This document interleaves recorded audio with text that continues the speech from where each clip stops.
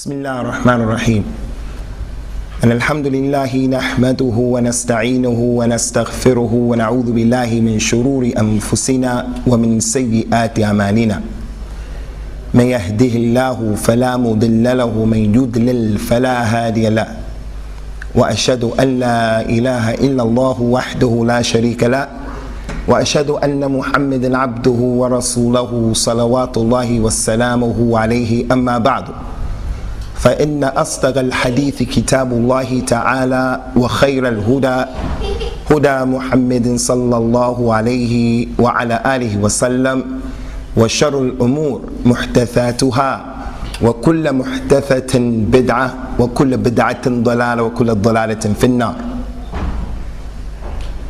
Inshallah, ikhwan, today is our first class that we're going to have after discontinuing the classes due to different circumstances. Nasallallahu Azza wa Jal al-afiyah was-salama. We're going to give some advice today, bi-idhnillah, and touch upon an issue that we want to remind you of its importance, because this is something that has happened recently, and for some odd reason, for some strange reason, we didn't find the khutbah of the UK and the mu'adh, or those people who are giving classes and exhortations, we didn't find them for some odd reason touching upon this issue enough. For really it is from the ayat of Allah Azza wa Jal, and it's something that we need to be reminded of and we need to reflect upon. So we'll start the continuation of our dars in the Kitab al-Kaba'ir to al-Imam al-Dhahabi rahimahullah ta'ala, not next week but the following week. But there will be a class next week, bi-idhnillah. And we're going to give this advice, ikhwan, and it's not going to be very, very long because it's late. In addition to that, we have a driver who's quite tired, and we want to make sure that we get back with a salama. What we want to remind you of has something to do with what Allah has dealt with in the Quran in a number of ayat, in a number of stories. Some of the examples that have been given, like the statement of Allah Ta'ala, وَتِلْكَ الْأَمْثَالُ نَضْرِبُهَا لِلنَّاسِ لَعَلَّهُمْ يَتَفَكَّرُونَ. And those are the examples that Allah has given to you so that you will reflect. In another ayat of the Quran, He said, وَذَلِكَ يُبَيِّنُ اللَّهُ لَكُمْ آيَاتِهِ لَعَلَّكُمْ تَهْتَدُونَ. And for that reason, Allah, He has explained to you some of His signs in the hopes that you will be guided aright.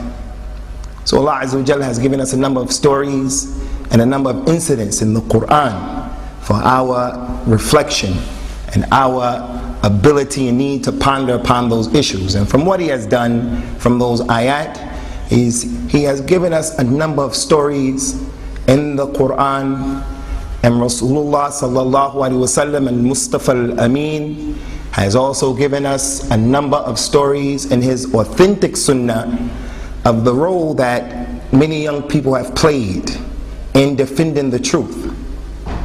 And unlike some of our cultures will have you to believe that the young person is a person who just listens, but he doesn't have a role to play, and he's oppressed, and the haqq is never with him. Whatever the one who is older than him says or feels has to be executed and paid attention to. Whether it's the Asian culture, the Arab culture, the African culture, this is not the case. The haqq is not the right, nor is it the property of any individual, nor is it the haqq or the property of any group or culture. The haqq can come to us even from those who are from the most irreligious of the people. As that Yahudiya said to our mother Aisha radiyallahu anha when she said, نِعْمَ قَوْمْ أَنْتُمْ يَا مَعْشَ الْمُسْلِمِينَ وَأَنَّكُمْ لَمْ تَقُولُوا مَا شَاءَ اللَّهُ وَشَاءَ مُحَمَّدٍ. You Muslims, she said, are good people if you just didn't say MashaAllah and Sha'a Muhammad. She said, you're making shirk when you say MashaAllah and Sha'a Muhammad. So when Rasulullah came sallallahu alaihi wasallam to our mother Aisha, she told her what the Yahudiya said to her, and Rasulullah said sallallahu alaihi wasallam, Sadaqat al-Yahudiya. That Jewish lady told the truth. So if the haqq comes to us from a non-Muslim, we're going to take the haqq. That doesn't mean that you give your ears and your eyes and your heart to every deviant and every call. That doesn't mean that you go and you listen to the lecture or the talk and you learn from every deviant. It doesn't mean that.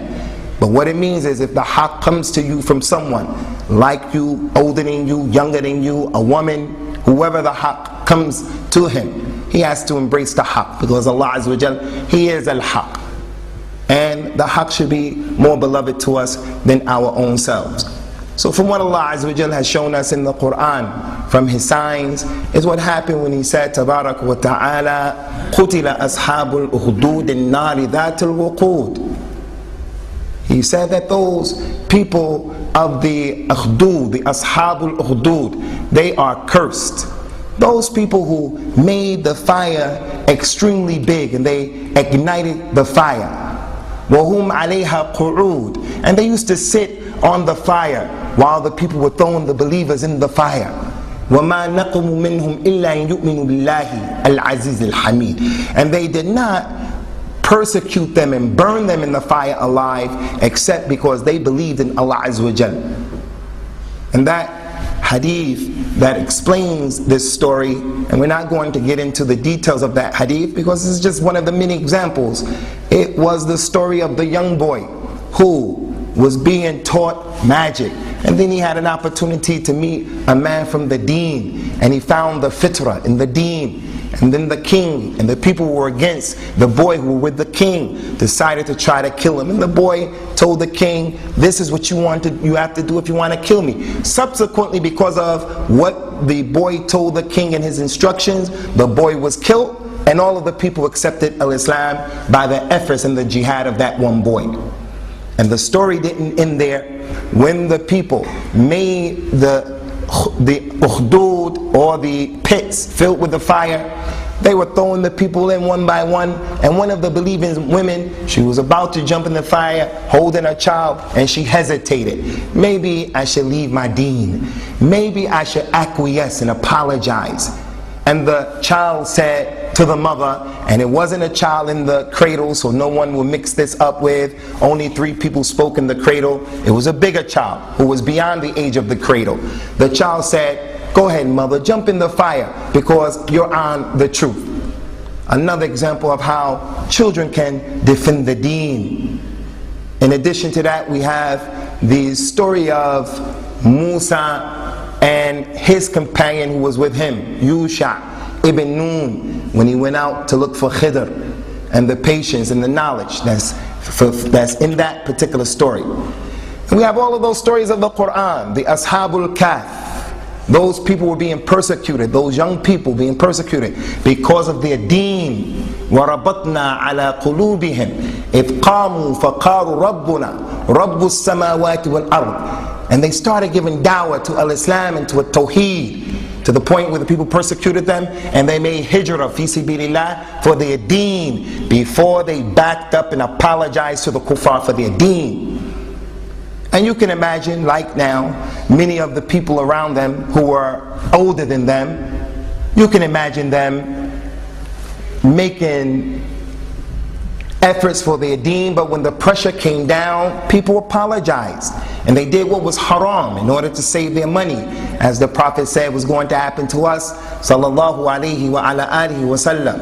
يأتي على الناس زمان لا يبالي المرء أخذ منه أم من الحرام أم من الحلال. The time is going to come on the people where the person is not going to reflect or ponder or care. Where does he take it from? Where does he take his food, his money? Where does he take his deen? He's not going to care where he takes it from. Whether he takes it from what is haram or halal. Just as long as he can eat, as long as he can make money, as long as he can keep the job, as long as he can keep that thing that he covets so much, he doesn't care. But those young people, for their deen, they sacrificed and they defended the haqq, and Allah Azza wa Jal gave them the haqq and the victory. So when we look at the Quran, ikhwan, we don't have to look and say, oh, these stories happened centuries and centuries ago. It's not something that's happening now. Even with the companions of Rasulullah sallallahu alaihi wasallam wa radiyallahu anhum ajma'een, our example and the blueprint for us. the role and the efforts of those young people, like our Prophet's daughter, sallallahu alaihi wasallam wa radiyallahu anha, Fatima Zahra, when they were oppressing and persecuting the Rasul sallallahu alaihi wasallam, and she alone stood up and asked those people from Quraysh, "Ataf'aluna hadha bi rajulin li'annahu yaqul Rabbi Allah?" Do you people do this to a man simply because he says, "My Lord is Allah"? So there are too many examples. What's the example we want to mention today, Ikhwan, that deserves mentioning? It is the example that has come to us and it has left without many people pondering over it, the seriousness of it. And that is a Muslim girl down in Luton who fought for her deen and who fought for the right to wear hijab. She has established the argument upon many of us.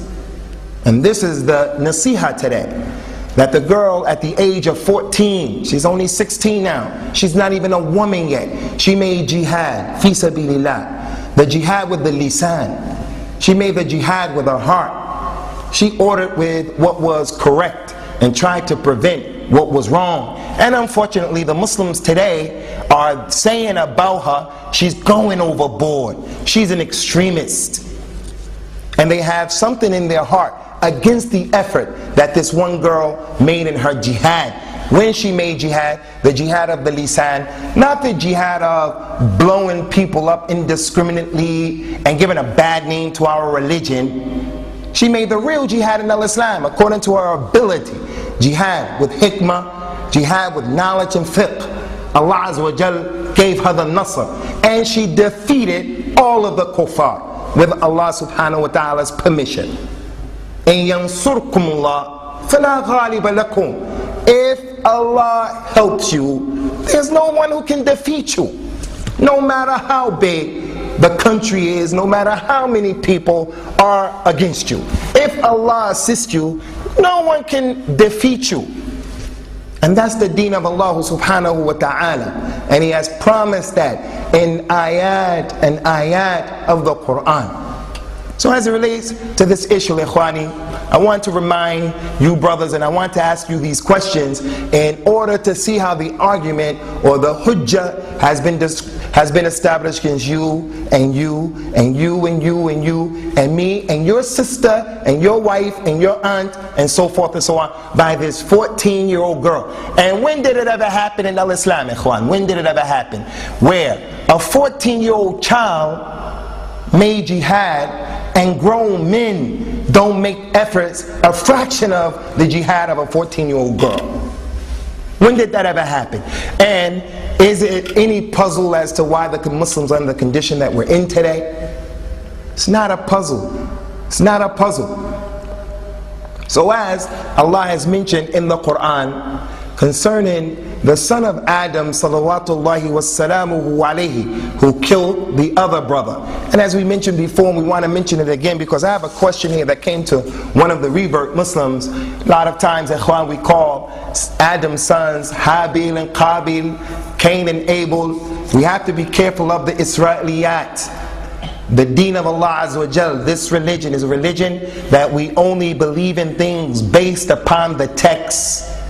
We don't believe in things that come to us from the Bible or the Torah unless our religion supports it. So we only are in a position to say the son of Adam who killed his brother. We don't know what their names are. Someone may say, what's the big deal about that? The big deal about that is when we open up the door to take liberties and to start saying names and start believing things that have not been established in the deen by the Quran and the Sunnah, that's when we become like the Yahud and the Nasara. Adam's son who killed his brother, as Allah subhanahu wa ta'ala said, and we want to pose this type of question to you. قَالَ يَا وَيْلَتَا أَعْجَزْتُ أَنْ أَكُونَ مِثْلَ هَذَا الْغُرَابِ فَأُوَارِي سَوْءَةَ أَخِي فَأَصْبَحَ مِنَ النَّادِمِينَ. After killing his brother and his body was on the face of the earth, a proof in the dalil of the heinous crime of murdering your own brother because of jealousy, Allah sent a crow, and the crow started to scratch the earth. And He looked at the crow and He said, woe unto me, could not have been similar to this crow, so that I could have dug a hole to hide the body of my brother, so that I can hide my crime, so that I can give my brother his haqq of not leaving his body on the top of the earth to decompose. So as he asked that question, we want to ask a similar question. To the men of our community, to the men who are sitting here, we want to ask the question: don't you understand that Allah Azza wa Jal has ordered and commanded that little girl at the age of 14, when she reaches the age of puberty, to wear the proper hijab and not to come out of the house without the proper hijab, because it's not permissible for her mahasin to be seen? Just as Allah ordered her to do that, Allah has ordered you to leave your beard. Allah has ordered you not to be musbil, not to walk around with your pants or your thobe or your izar below your trousers. Allah has ordered you not to shake hands with the woman who is with you in your job. Just as Allah ordered that girl who made jihad, He made a number of commandments to us. So if the girl can make jihad, why can't we make jihad and refuse to shake hands? Why can't we make jihad and refuse to say, okay, I'm going to dress in a way that's inappropriate Islamically, not inappropriate according to the kuffar? As it relates to the girl, your wife, your sister, your aunt, every single woman who's connected to you, that you have some sulta over her, you have some power over her, you have the power of a kalima, you have the ability to say to her, and she's mutabarrija, you have the ability to say to her, hey, this is a kabira from the kaba'ir, but we don't say anything. That girl has established a hujjah against you.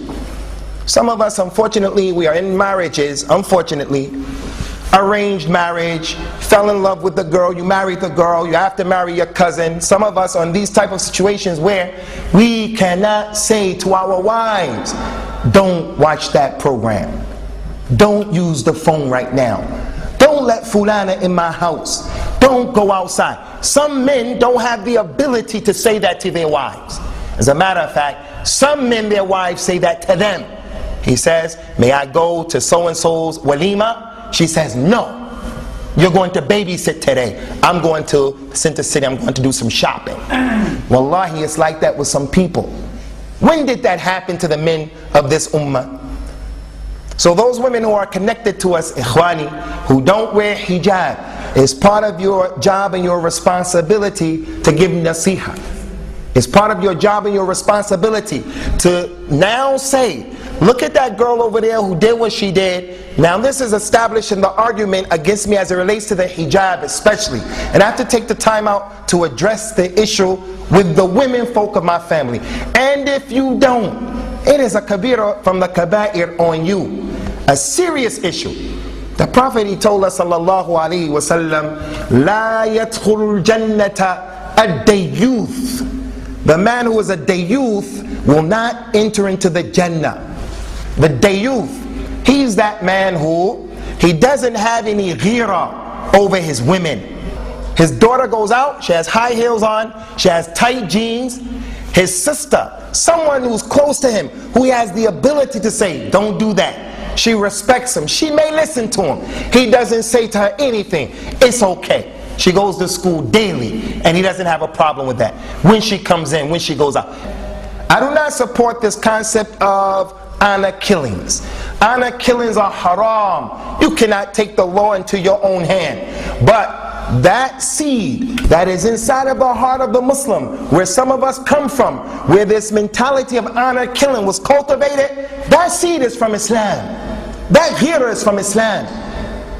But you have to take it easy. You can't execute that because Islam doesn't allow that type of behavior. There will be anarchy in the earth if everyone was allowed to take revenge from people who did them wrong. So honor killings are haram and they're not honorable. They're fitna and fasad. No difference between that and blowing people up indiscriminately. Haram, haram, haram. But the point is that seed of ghira is from al-Islam. That a man would say, over my dead body will I be disrespected like that?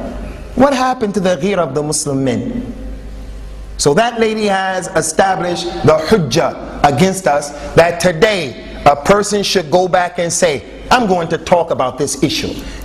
And we know that it is a fact, as we mentioned when we described the situation of some of our women folk, as Allah Azza wa Jalla mentioned in the Quran, Ya ayyuhal ladhina amanu, inna min azwajikum wa awladikum aduwwan lakum fahdhuruhum. Oh, you believe, verily from some of your wives and some of your children, they are enemies to you.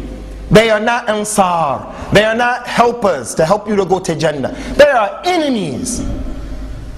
So beware of them. Take them as enemies. One of the interpretations of the ulama concerning taking our families as enemies, one of the interpretations is do everything that you can possibly do to get the responsibility of what they're doing off of your shoulder. By giving nasiha, by making tawjih, by giving irshad, by saying something. So that girl has established the argument against the men as it relates to our women folk, and also as it relates to what Allah ordered you to do in terms of being musbil.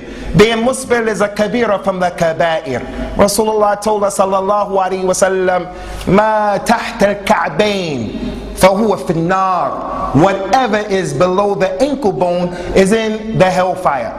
The Rasul ﷺ was about to make the salat, as Imam Abu Dawood has narrated this hadith in his Sunan. And the man came and he made salat musbil. So Rasulullah told him sallallahu alaihi wasallam, go back and make wudu because you didn't make salat. The man went back. And then he told him, verily Allah does not accept the salat from the person who's musbil. There's some maqal in that hadith. Some scholars say it's authentic. Some say it's not authentic. Let's say that it's not authentic. Being musbil is a kabira from the kaba'ir because of the many other ahadith. And it's not a small issue. Another point that I have to mention, ikhwan, before I forget this point, that is, it may be said, you know, that girl was from the group called Hizb Tahrir. And anyone who has been living in the UK for the last few years, he has some knowledge about Hizb Tahrir. He has some knowledge about their leaders who are from the most ignorant Muslims in the UK. Yes, Hizb Tahrir from the Ashabul Ahwa. Ashabul Ahwa. And you're not going to find a single scholar in the dunya who supports that. So you revert Muslims, you new Muslims, you Muslims, Ummah Muhammad sallallahu alaihi wasallam. One of the ways you can know that a group is astray is when you don't find a single scholar supporting what they say. I challenge anyone here today, bring me one major scholar in Islam, a bona fide scholar, I will give you 500 pounds. One scholar who said Hizb Tahrir, their way is good. So the fact that 500 pounds, وَكَفَى بِاللَّهِ شَهِيدًا. Now how is it possible that Allah Azza wa Jalla is going to order us to be with the ulama, to be with the good ulama, and yet there's not a single scholar who will say yes, this is good. So the point is, I'm not here to praise Hizb Tahrir because I heard the girl was from Hizb Tahrir. I don't even know if that's true, if it's not true. But for the sake of argument, even if it's true, we take the haqq from wherever it comes from. That girl has established a sunnah that the Prophet said about it, sallallahu alaihi wasallam, "Man sanna fil Islami sunnatan hasana, kana lahu ajruha wa ajru man amina biha min ba'di, min ghayri an yunqas aw tunqas ujuruhum shay'a." Whoever establishes a good sunnah, he will get the reward of anyone who works by that sunnah after him, without their rewards being diminished one bit. She has allowed every Muslim girl in this country to go to school with hijab, according to the law. That's not your daughter, that's not my daughter. According to the law. So what is her mizan going to say Yawm al-Qiyamah? So it's not about Hizb Tahrir, it's about the haqq. And it's about the hijab, which is from the sha'air of al-Islam. ذَلِكَ وَمَنْ يُعَذِّمْ شَعَائِرَ اللَّهِ فَإِنَّهَا مِنْ تَقْوَى الْقُلُوبِ. Whoever exalts those institutions of Allah, it is a proof of the taqwa of the heart. Now after that question, ikhwan, do you realize, brothers, that the girl has established the hujjah against us? Those of you who your wives don't wear hijab, your daughters, your sisters, She established the Hujjah. Those of us who understand that Allah also commanded the Muslim man to look a certain way, we can assimilate and we can be like the kuffar, easier than the women. But there are certain things you can't do. You can't cut your beard off. You can't be musbil, and so forth and so on. If she can make that jihad, you should be able to make the jihad. Secondly, ikhwan, we end with this nasiha as the second question that is posed to every Muslim sister who is 20, 25, 30, 35, 40. Here you have a little child who she's still a baby. She's only 16 now. She's not even a grown woman yet. And yet she had enough iman and enough taqwa and enough intellect to say, I'm going to establish my deen. So what does the girl who's 20 have to say who doesn't wear hijab? What does the girl who's 25 and 30 have to say? What do her classmates have to say? Unfortunately, ikhwan, the girl went to a school, the population was 79% Muslim. 79% Muslim. You would think with such a high population, those people would gladly support our religion because those Muslims are practicing the deen. But we're sending mixed signals.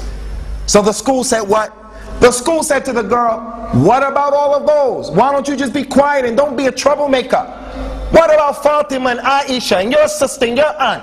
What about those girls? Why aren't they wearing the hijab?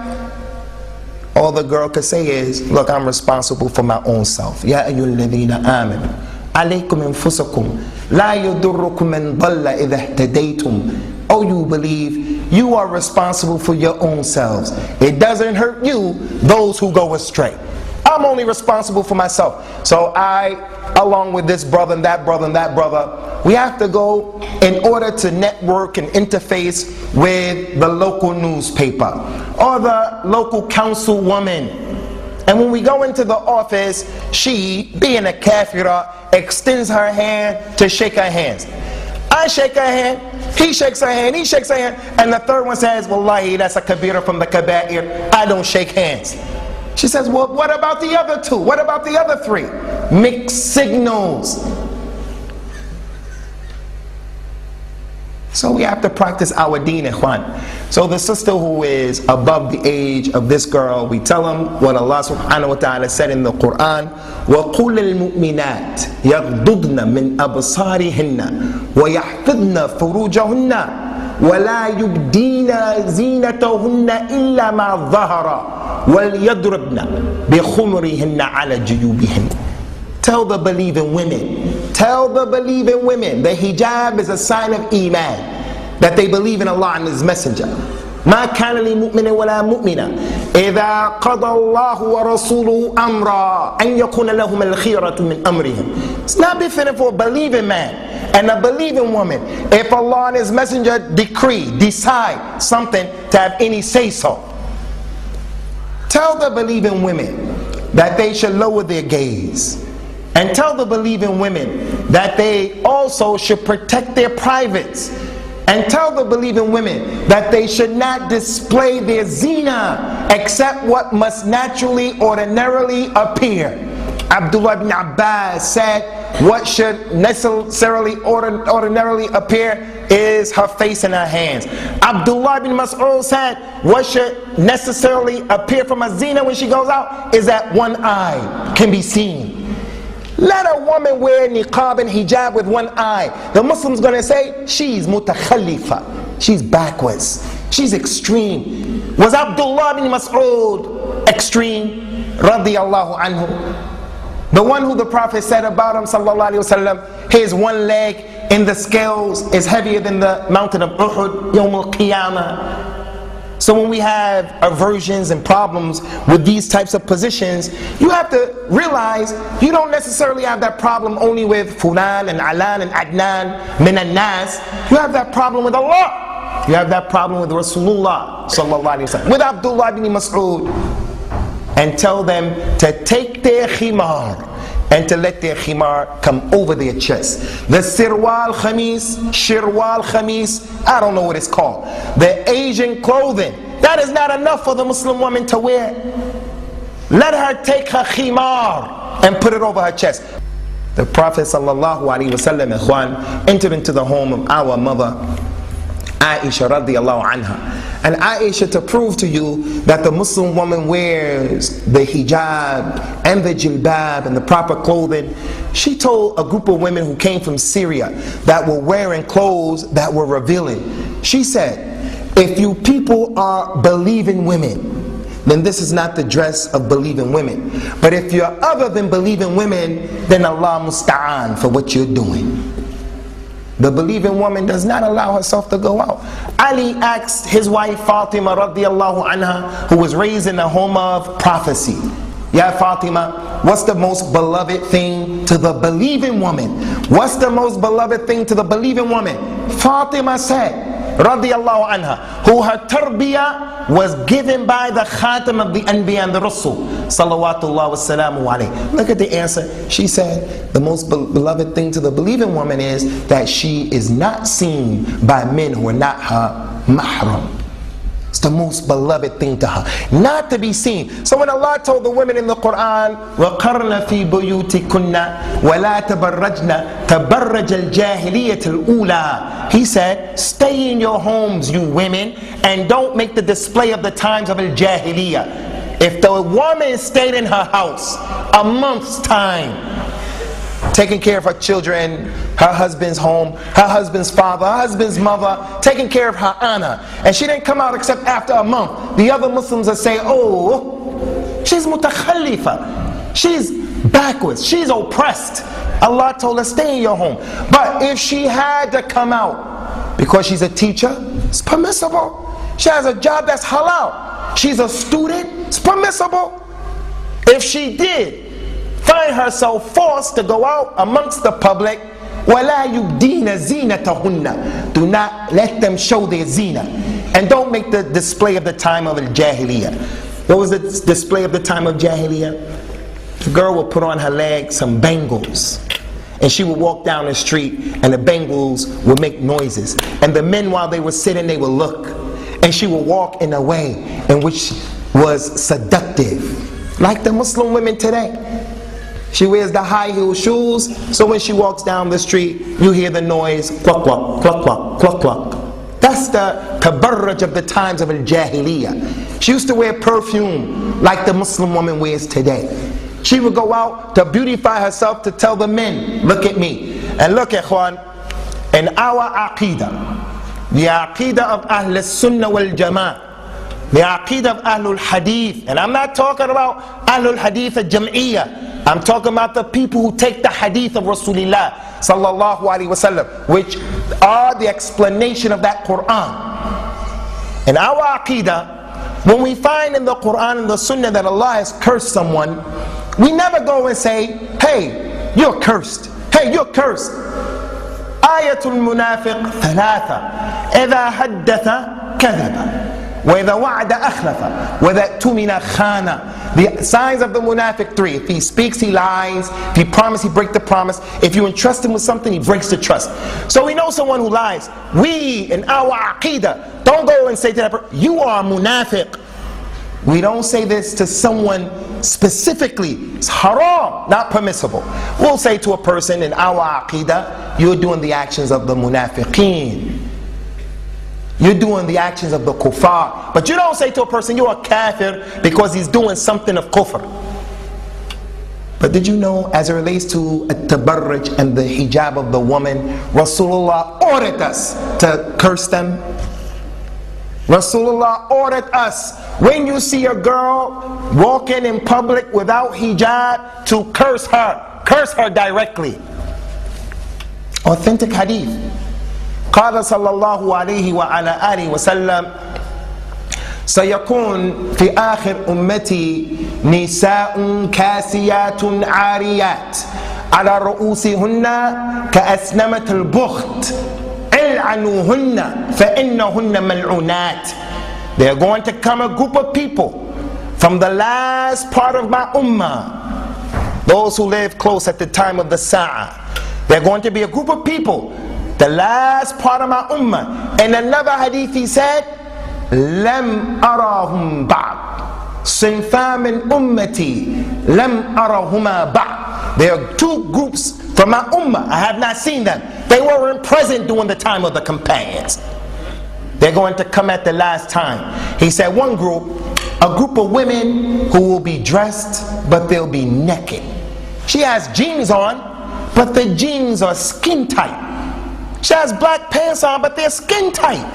She has a top on, but you can see all of the definition and the contours of her beauty. She's dressed, but she's undressed. She's naked. And on her head, the way she will fix her hair is like the hump of the camel. He said, curse them, for verily they are cursed. إِلْعَنُوهُنَّ فَإِنَّهُنَّ مَلْعُونَاتٍ. Curse them, he ordered, curse them, because they are cursed. You're not going to find texts like that where Rasulullah told you to curse someone like that. It's a kabira from the kaba'ir.